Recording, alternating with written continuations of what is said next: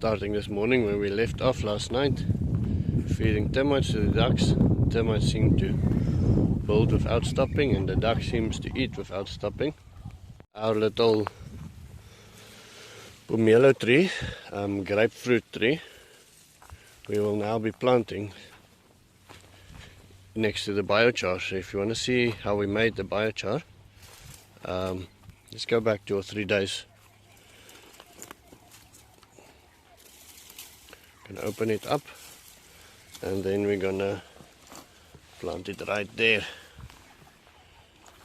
so that the roots can go into the biochar and into the worm compost and feed itself. Day 2 or day 1 of the series, we cut spekboom.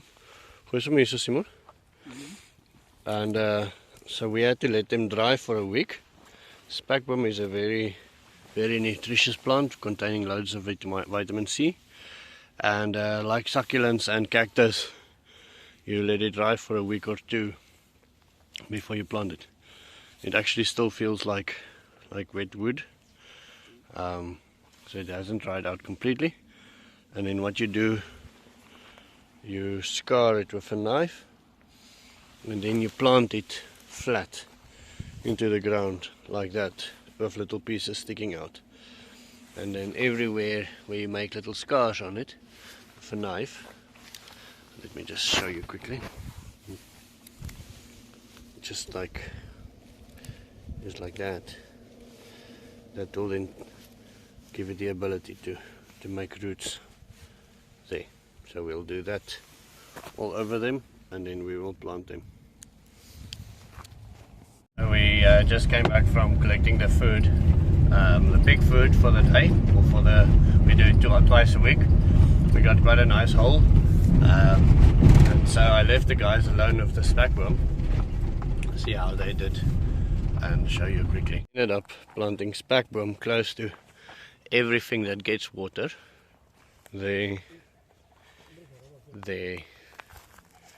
This is not a good sign. The ducks seem to have taken a liking to the spekboom. So I don't know if they're gonna, it doesn't seem like they're eating the leaves. But we'll have to check and see whether they will be killing all of our plants.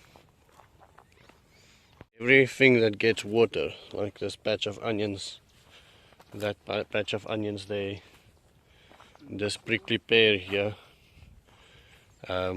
this is one of those new zypets that they only put the branches on this morning, but they put spekboom there in the back.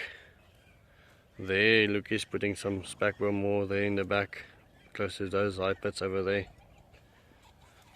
But we'll have to move them for the day. We'll have to finish the spekboom a little bit later. For now, they have to go and cut grass. The guys have left, and I came here to see my beautiful pomelo tree planted, and it filled my heart with joy.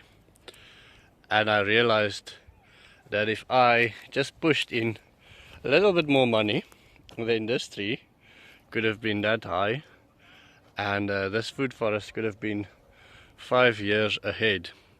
When you build a food forest, you have to sort of say to yourself, do I have money or do I have time? And that will determine the actions you take, whether you'll plant small trees or big trees and so on. But this afternoon I'm thinking to myself, what the hell do I do if I have no money and I have no time? all jokes aside, I just walked over that bloody tree. All jokes aside, I'm very excited about our progress. We didn't have enough grass, that's why the guys didn't put grass on these things, but we will get some soon.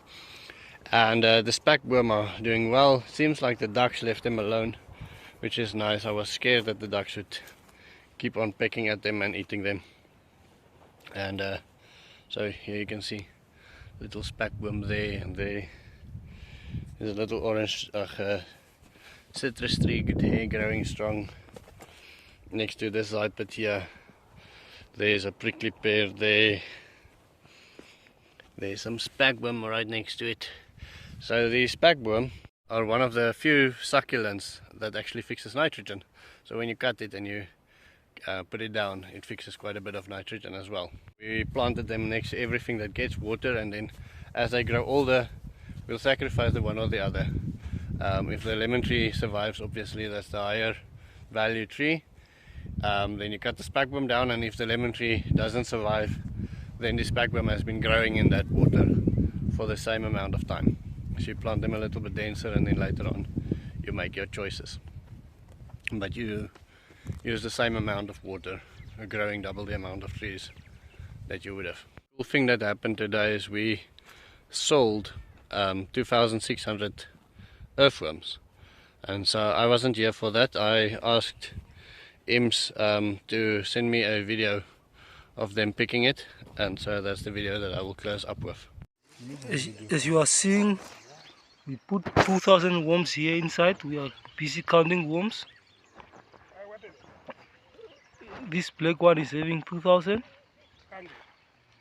You can see they are counting worms.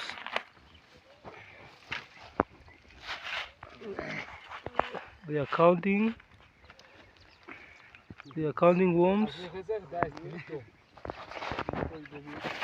In this white one we put 600, and the black one is having 2,000.